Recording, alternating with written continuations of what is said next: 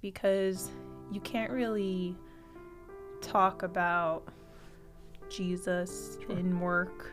Not really. Like I've spoken with one of my coworkers about stuff related to that, but not so much like, just like, I guess, knowledge base and interest base or whatever.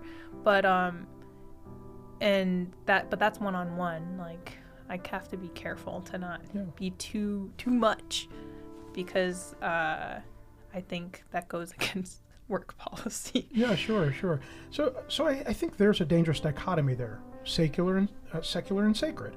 I think there's wisdom in how we minister to people. What you just described at work is no different for me than my relationship with my neighbors. I love my neighbors, and most of them don't know Christ. So what I do is I try to spend a whole lot of time with them, barbecues, knocking on their door, talking with them, helping them with their landscaping. And what I'm doing behind their back is praying for them for an opportunity for God to open that door for a conversation. And wouldn't you know, He always does. And I think at the workplace, what shouldn't we do?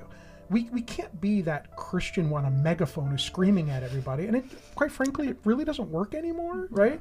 What we need to do is be salt of the earth. We need to be light on the hill, ready in any season for a conversation, and use wisdom, because how Christ might use you to speak to each individual person in your life might be very different according to their intellect, their personality, their needs.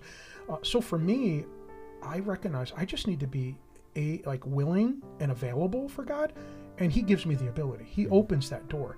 And some relationships I'm able to go right in and have that conversation, and others, man, I might wait 5 years for it. Like, I'll give you a great example, man. I'm so celebrating this.